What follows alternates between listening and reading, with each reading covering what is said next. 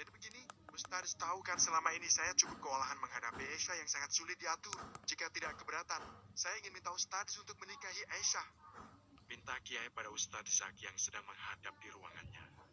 Zaki menelan suara.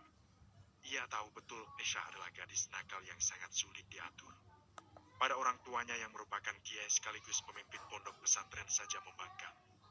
Apalagi padanya yang hanya seorang ustaz. Namun, ia yang memiliki hutang budi itu tidak enak hati menolak permintaan kiai. Mohon maaf sebelumnya. Apa kiai yakin Aisyah akan mau menikah dengan saya? Tanya Zaki.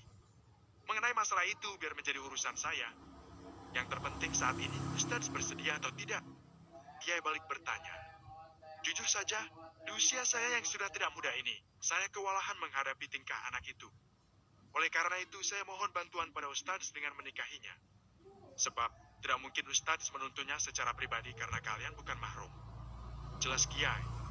Zaki pun berpikir keras. Selama ini, ia begitu banyak berhutang budi pada Kiai.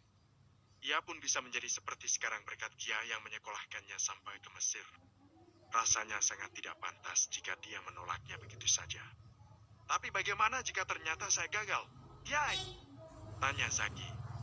Kiai pun tersenyum. Gagal atau berhasil urusan belakangan. Yang terpenting ikhtiar dulu. Saya yakin dengan kemampuan Ustadz. Oleh karena itu, saya mempercayakan Aisyah pada Ustadz. Jelasnya, kini Zaki sudah tidak memiliki pilihan lain. Akhirnya ia pun menyetujui permintaan Kiai. Bismillah, insya Allah saya bersedia, Kiai. Jawab Zaki tegas. Tapi Ustadz ikhlas, kan? Tanya Kiai. Ia khawatir Zaki terpaksa. Padahal sudah jelas secara tidak langsung dirinya telah memaksa Zaki. Insya Allah ikhlas, ya. Jawab Zaki. Alhamdulillah, syukurlah kalau begitu. Nanti akan saya kabari lagi mengenai rencana selanjutnya. Ujar Kiai. Akhirnya Zaki pun pamit undur diri karena masih harus mengajar. Sore hari, saat Aisyah pulang sekolah, Kiai memanggilnya untuk membahas rencana pernikahan Aisyah dan Zaki. Assalamualaikum Abah. Ucap Aisyah sambil mencium tangan Kiai.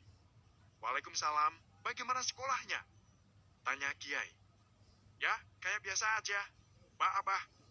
Membosankan? Sahut Aisyah santai. Ia pun duduk sembarangan. Seolah tidak memiliki hormat sama sekali. Kamu tuh mau sampai kapan begitu sih? Sebentar lagi kan kamu sudah mau lulus. Harusnya lebih giat lagi belajarnya. Nasihat Kiai. Sahut sambil memalingkan wajahnya. Tolong bersikap lebih sopan sama Abah. Bagaimanapun Abah itu kan orang tua Ais. Ujar Siti ibu tiri Aisyah. Orang luar lebih baik, gak usah ikut campur. Ucap Aisyah ketus. Bukan tanpa alasan Aisyah bersikap seperti itu. Ia mulai memberontak sejak abahnya menikahi Siti Fatimah yang merupakan santriwatinya sejak ibu kandung Aisyah masih hidup. Sehingga ia semakin membenci Siti ketika ibunya meninggal. Tolong jaga ucapanmu. Bagaimanapun Umi Siti adalah Umi Ais yang harus dihormati. Ujar Kiai. Aisyah tidak menjawab ucapan Kiai. Ia sudah tidak memiliki respek lagi terhadap ayahnya itu. Padahal dulu hubungan mereka cukup dekat. Ais pun merupakan anak yang penurut dan salehah. Namun, sejak kehadiran Siti di keluarga mereka, Ais sangat kecewa pada ayahnya itu. Kalau udah gak ada yang mau dibahas, aku mau masuk ke kamar. Ucap Aisyah sambil beranjak. Abah belum selesai bicara.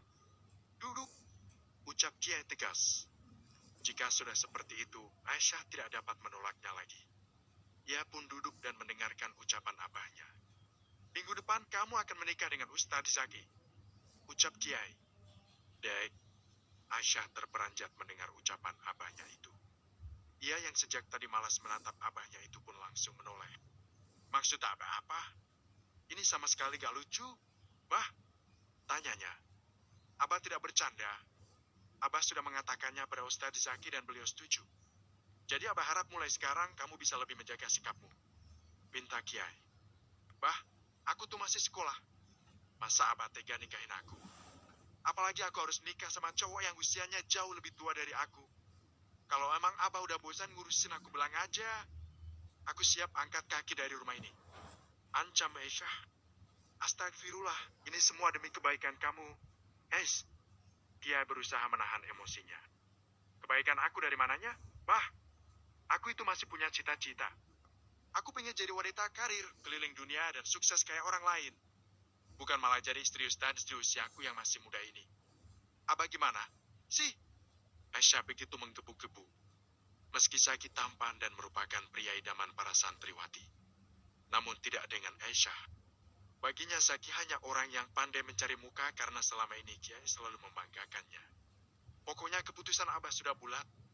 Jika kamu tidak mau mengikuti keputusan Abah ini, silakan kamu angkat kaki dari sini. Ancam Kiai. Ditantang seperti itu, Aisyah yang sedang emosi pun langsung menerima tantangan tersebut. Oh, oke. Dengan senang hati, aku akan pergi dari sini. Bila perlu Abah coret aku dari kakak, aku nggak butuh semua itu. Sahut Aisyah. Ia bangkit dan berlari ke kamarnya sambil berurai air mata. Meski melawan, tetapi hati nuraninya sebagai anak gadis tetap terusik. Ia tak mampu membendung air mata kala menghadapi situasi yang sangat pelik ini. Bah, sabar ya. Mungkin Ais masih terlalu syak. Jadi dia seperti itu. Ujar Siti. Ia berusaha menenangkan suaminya. Kenapa anakku bisa jadi pembangkang seperti itu? Astagfirullah. Lirik Kiai. Ia seolah lupa akan kesalahan yang pernah ia lakukan hingga membuat Ais berubah. Kiai juga manusia. Beberapa saat kemudian, Ais keluar dari kamarnya dengan membawa koper dan beberapa barang miliknya. Kamu mau kemana, Ais? Tanya Kiai. Meski ia yang menantang Aisyah. Namun ucapan Kiai tidak serius. Mana mungkin ia membiarkan anak gadisnya pergi dari rumah dan jauh dari pantauannya. Bukannya tadi Abah yang bilang kalau aku harus pergi dari sini. Aku sudah setuju. Daripada harus menikah dengan Ustadz tua itu. Lebih baik Ais pergi. Ucapnya. Dia yang sudah naik pitam pun langsung berdiri dan hendak membentak Ais. Namun ia mendadak sesak hingga kemudian tak sadarkan diri. Abah, pekik Siti saat melihat suaminya pingsan. Ais yang sudah melangkahkan kaki keluar pintu pun menoleh. Abah, ia terkejut melihat abahnya tak sadarkan diri. Tolong, tolong. Mereka berdua berteriak meminta tolong. Ais tolong panggil Bang Salman. Pinta Siti. Ia sangat panik melihat suaminya tergeletak di lantai seperti itu. Ia pun tak kuat jika harus mengangkatnya. Iya, sahut Aisyah gugup. Ia pun segera berlari menuju pondok yang masih berada satu kawasan dengan rumahnya itu. Padahal bisa saja Aisyah menghubungi Salman melalui panggilan telepon. Melalui panggilan telepon. Namun, Aisyah yang sedang panik itu. Meski selama ini ia selalu membangkang. Jika melihat abahnya tergeletak tak berdaya seperti itu, Aisyah pun khawatir. Abang? Pekik Aisyah saat melihat Salman sedang berjalan di koridor pondok. Sore itu kondisi pondok cukup ramai. Sehingga pekikan Aisyah mengalihkan perhatian para santri dan juga ustaz. Astagfirullah, Ais, kenapa dia teriak seperti itu, sih? Gumam Salman. Ia malu melihat sikap adiknya. Abah pingsan, Bang. Tolongin Abah. Pinta Ais gugup. Dek, mendengar abahnya pingsan, Salman pun turut panik. Ia langsung berlari tanpa mengeluarkan sepatah kata pun. Hal itu membuat heboh seluruh penghuni pondok termasuk Zaki. Ia yang baru selesai mengajar pun bergegas mendatangi Kiai di rumahnya. Permisi, ucap Zaki sambil membelah kerumunan. Ustadz, tolong bantu saya bawa Abah ke kamar. Pinta Salman. Ia tak kuat jika harus menggotong Kiai sendirian. Sementara para santri yang sedang berkerumun tidak ada yang berani masuk ke rumah Kiai yang sangat disegani itu. Tanpa menunggu lama, Zaki langsung membantu Salman. Mereka membawa Kiai masuk ke kamar dan merebahkannya di atas tempat tidur. Mereka pun melakukan pertolongan pertama untuk orang yang pingsan.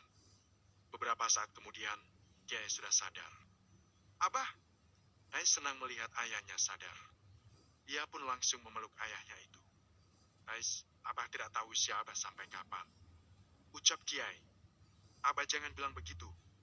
Lirik Ais. Ia tak sanggup mendengarnya. Ais, Abah harap Ais dan Ustadz Zaki bisa menikah besok pagi. Lirik Kiai. Hai, terima kasih sudah mampir di kisah ASKI. Semoga kalian suka. Follow Aji, Just Momi 2020 untuk update info seputar novel aku. JM. Terpaksa menikah.